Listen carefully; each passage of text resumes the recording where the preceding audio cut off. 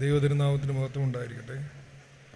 അഭിനന്ദനായ ദിയസ്കോറസ് തിരുമേനി, അഭിനന്ദ തേഫലോസ് തിരുമേനി, പ്രിയപ്പെട്ട അമീൽ അച്ഛൻ, മദ്രാസിന് സെക്രട്ടറി KM സക്കറി അച്ഛൻ, വേദിയിലും സദസ്സിലും ഉപവിഷ്ടരായിരിക്കുന്ന എല്ലാ പ്രിയപ്പെട്ടവരുമേ, പ്രസംഗിക്കാൻ എഴുന്നേറ്റപ്പോൾ വറീസ് അച്ഛന് ഒരു ചെറിയ സംശയം, ഞാൻ പ്രസംഗിക്കുമ്പോൾ നിങ്ങളൊക്കെ എഴുന്നേറ്റ് പോകുമെന്ന്.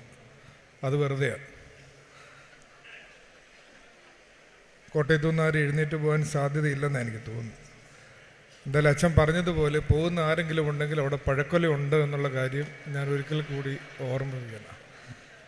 150 വർഷത്തെ വലിയ ഒരു ചരിത്രം പേറുന്ന ഒരു മെത്രാസന ദിന ആഘോഷമാണ്.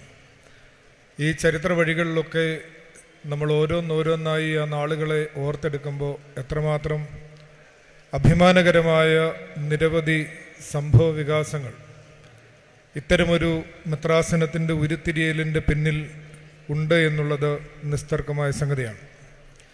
അതുപോലെ തന്നെ വർത്തമാനകാലത്ത് അഭിനന്ദനായ ദിയസ്കോറസ് തിരുമേനിയുടെ മഹനീയമായ നേതൃത്വത്തിൽ വിവിധങ്ങളായ പദ്ധതികൾ ആവിഷ്കരിക്കപ്പെടുകയും അത് നടപ്പിലാക്കപ്പെടുകയും ചെയ്യുന്നു എന്നുള്ളത് വർത്തമാനകാലത്ത് നമ്മുടെ മെത്രാസനത്തെ സംബന്ധിച്ചിടത്തോളം തികച്ചും അഭിമാനകരമായ രീതിയിൽ അതിനെക്കുറിച്ച് ഓർക്കുന്നതിന് നമ്മളെ സഹായിക്കുന്നു.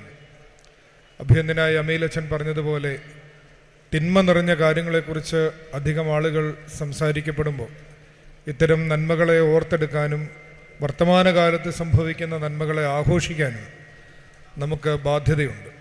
ഭാരതത്തിൻ്റെ മഹാനായ പ്രസിഡന്റ് APJ അബ്ദുൽ കലാം 2010 എല്ലാ ഭാരതീയർക്കുമായി അയച്ച ഒരു കത്തിൻ്റെ title why are we so negative എന്നുള്ളതാണ്. എന്തുകൊണ്ടാണ് നമ്മൾ ഇന്ത്യയെക്കുറിച്ച് ഇത്രയും നിഷേധാത്മകമായി സംസാരിക്കുന്നത്? എന്തുകൊണ്ടാണ് നാം ഉൾപ്പെടുന്ന സമൂഹത്തെക്കുറിച്ച് നാം നിഷേധാത്മകമായി സംസാരിക്കുന്നത്? വേദപുസ്തകം നമ്മളോട് പറയുന്നത് ശുഭകാര്യങ്ങൾ പറഞ്ഞവർ മാത്രമാണ് വാഗ്ദത്ത ദേശം അവകാശമാക്കിയിട്ടുള്ളത് എന്നാണ്.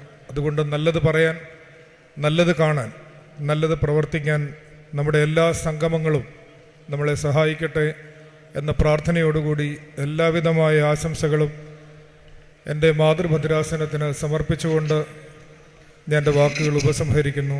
ദൈവം അനുഗ്രഹിക്കട്ടെ.